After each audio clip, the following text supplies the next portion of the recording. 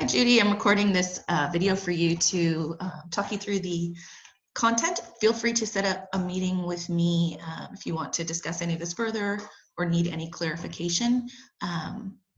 So I'm pulling up your paper right now, and I just went ahead and I got rid of the track changes. It shows track changes when I have that button clicked up there on track changes. And all I did was just, whoops, sorry. So I went in under tracking and I got rid of comments, ink, insertions and deletions, formatting, etc. And I just got rid of it there. So now I can see the paper clean. And this looks great. If you have any questions or want any further information about APA style, I recommend going to the OWL at Purdue. And here you can see the OWL is the online writing lab. I'm not sure if you've used it before, but the OWL at Purdue always has updated content for MLA and APA. So here you can see, let's see, really, probably down here, APA guide. And they have the new edition, which is great. I stopped buying the editions because all the information is here. And if you go Google online, even there are ones that say these sort of simple bullet points of what has changed from one version to the next, because you'll start to memorize it a bit. And so I click over here to the formatting and style guide. And you can see that APA formatting. There's the in-text basics, the citations, the footnotes. Mostly what I find really helpful and useful is going back and figuring out, like if I'm using a wiki page or video content or a podcast, sometimes it's difficult, like what would I do? Where would I go? So all of this extra information is here, and that's where a lot of the adjustments happen each time. So for the paper itself, they actually have added now this PowerPoint presentation. For the APA sample paper, the great thing is they have this new inclusion of a student paper versus a publishable paper. Now, when you're doing a professional paper and publishing, there are some differences based on publishing guidelines, just some things that you need to do that are different. And then also most of those are not summary articles, although of course we do publish theory papers and summary articles for certain journals, but they'll have the research, including methods, participant results, data collection, and analysis, and all of that. For here, the student paper, you can see that they have taken off the running head, right? So there's no running header for the student paper. So it isn't necessary, but always good practice. That's great. You can also see the use of a bolded title. And then they went through and they commented on a whole bunch of different things. Here in this case, this does have research that is included. So you don't need to have that, but you can always use headers if you want to go through and talk about maybe one theory versus the next, and then have a general conclusion. You can do that. So just some of the options to think about. So here in your paper, it looks like the formatting got a little off, and you would need to move up your title. And so I would just move it up, whoops. And it's great that it's centered, but could more fit on one line. That's what you want there. And so also on, if you're capitalizing, could be lowercase. And then here you can see this would need to be bolded. Now, when you go through, you don't necessarily need to include information like the purpose of this paper is to inform. You can, but it's always great to just start with what it is that you want to know. So the parent's ability to intervene in their child's early years in assisting and supporting the development of emotion regulation. So what is that?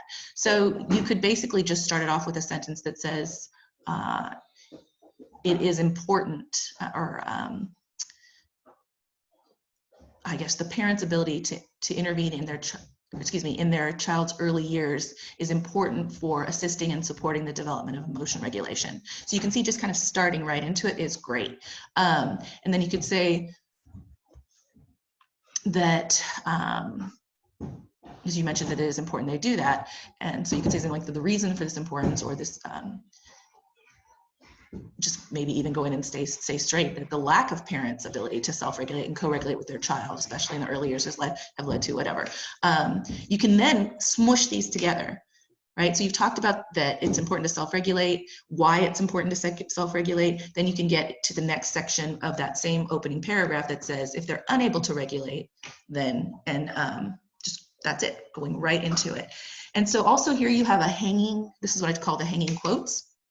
And so I would paraphrase this. We rarely use direct quotes. We try and paraphrase, and it helps with the flow of the paper, and it also helps you to see that, or to help the reader see how it's important to the content. So how you connect it to the content prior. And also for anyone who's grading your paper, it helps to show that you understand that concept and how it applies to what you're talking about. This is where I was talking about having your voice being heard rather than anyone else's voice being heard. So instead of parent-child co-regulation is a strong candidate process and the process that supports self-regulation, another thing is the wordiness. So always going through and making things less wordy. So reflects moment-to-moment coordination of goals. So all of this stuff, it basically is your point that you're trying to make, that it's the self-regulation is a process that's reciprocal, and it's co-regulated and coordinated between parent and child. And you could say something like that. You can include this reflects the moment-to-moment correlation or coordination. So that moment-to-moment coordination is something that might be particularly specific to Culkin. And so you could go ahead and just include that part in quotes, or sometimes people put it in italics.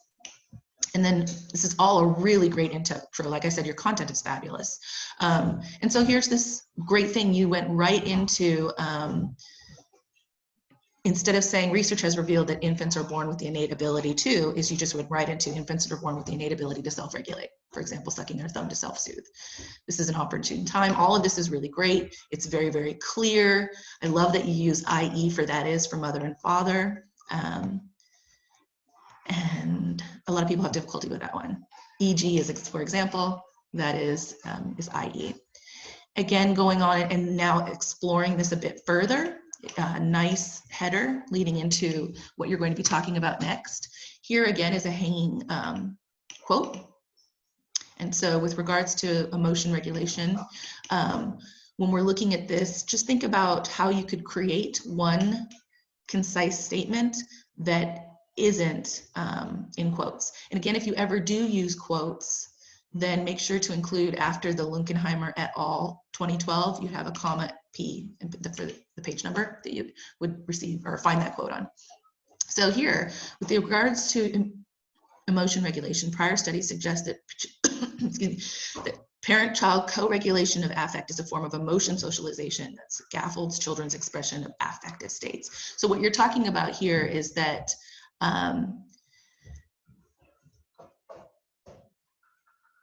okay, so I'm trying to think of what's going on in the parent-child co-regulation. So is it maybe parents modeling or reinforcing or encouraging certain, certain forms of self-regulation or certain types of emotion regulation will scaffold future growth for the children's expression of their affective states or expression of emotion expression.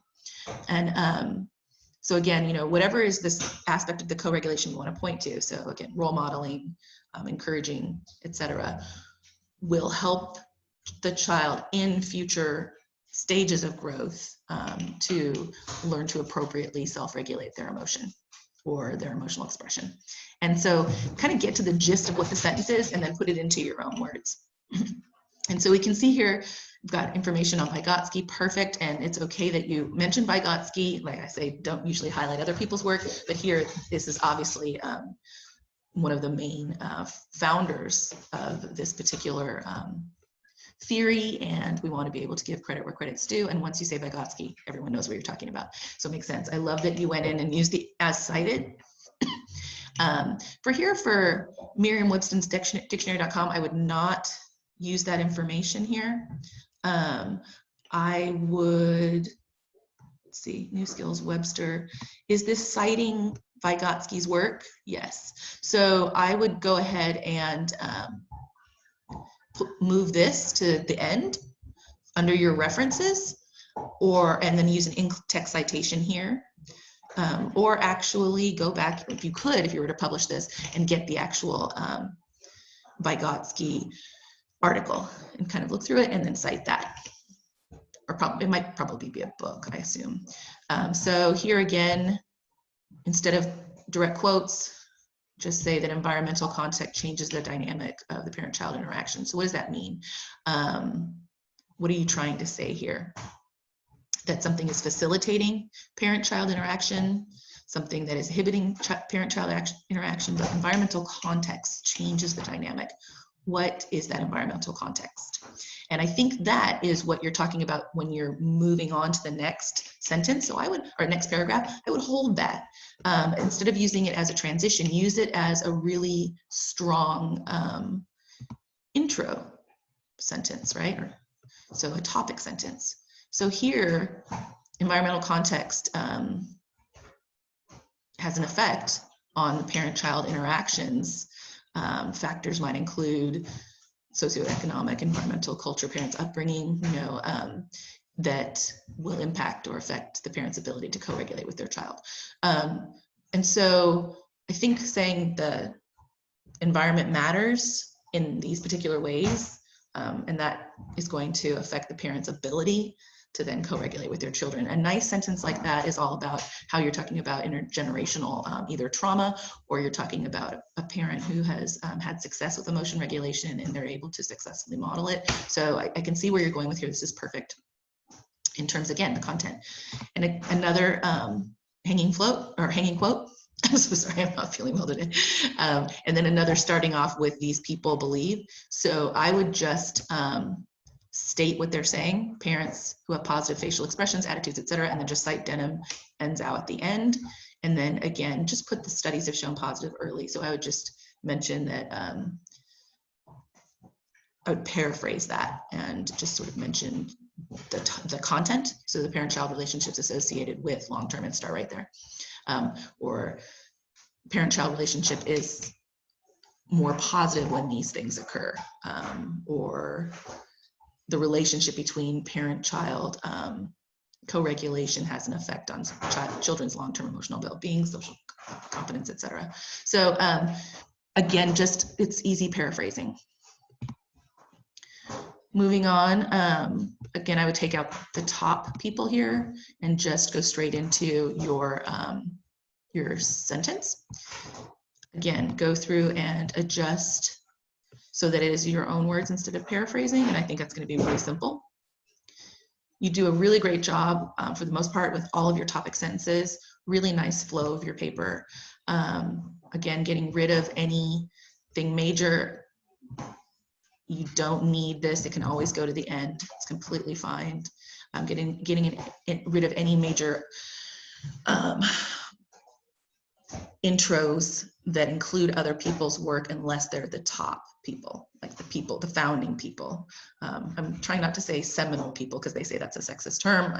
It's weird. Sometimes people say the germinal people, but that sounds strange too. So anyway, the founders of the theories, or people we all know should receive this credit, like Ainsworth up here you have. Of course, you're going to mention Ainsworth when we're talking about attachment and the strange situation. And getting rid of any quotes. Here as well, starting off just getting rid of any quotes and starting with parent-child, pattern of co-regulating, and blah, blah, blah. Same here on the next sentence. Same here, just include what it is and cite Barbier at the end. Again, starting just here, a parent's educational level, parent's income, etc. Or you could say parental. No, that's parents is good. Other environmental factors, I would cite these things. So make sure you have citations. Well-being should have a dash, hyphen. Another great one. This is all wonderful. Now, if you're having a conclusion, you don't need to label as conclusion since you've already had or you haven't used headers really. So we know that this is, your conclusion, because it's your final paragraph. You can now add that the purpose of the paper is this and this and this. That's great, because this is kind of like your sum up, and what you're trying to get to your point is that we need to what? And I would never end with anyone else's quote, because I want to hear your voice. You've got a lot of really good things to say. Maybe mention that, and then just think about it. You're saying basically this is an important aspect of child development, and will affect children for the rest of their lives. So you'd like to maybe see parents taught these kinds of things in workshops. This could be something that could be facilitated through parent organizations in schools, community organizations, for children to understand too, also to be a part of their development and to share their feelings and what's happening. Just whatever that final point is that you want to think about, where your research can be used and how it can be applied. When you come here, you want to make sure that you have hanging indents, and so you also want to change your font so that it is Times New Roman. So change your font to Times New Roman, and then make sure that the hanging indent here, you use this to move your, there we go. And it should be a nice hanging indent, and it should be double spaced. Always make sure that your title, right? So the article title is in sentence case, so take out any capitalization, the impact of parent, etc. It's in sentence case, and then the journal title is in is all capitalizing, right? All capitals. So J needs to be capitalized. Oops. P needs to be capitalized. P needs to be capitalized. Good job. You know, with the italics, you're using those appropriately. This one looks like it's a pretty perfect citation. Nope, darn it. The JPSP, the journal needs to be capitalized, the P, the S, and the P. This one looks good. And it's just a little weirdness with spacing, so make sure that you're left justified. So you want to go through and left justify. Oops. There we go. And that'll make sure that it's not, doesn't have those weird spaces. And then also changing your font. And there you, oh, there you go. And then the size of the font got weird now. Perfect. Okay, so those are just ways. Oh, this is a perfect one. Oh no, darn it. Developmental psychology, we need the volume number and page numbers. My goodness, here we go. There's one. This is perfect. That's your model to follow. Alrighty, absolutely wonderful paper again. I really appreciate all of the research that went into developing this paper. Great work. And I will see you next week. Bye.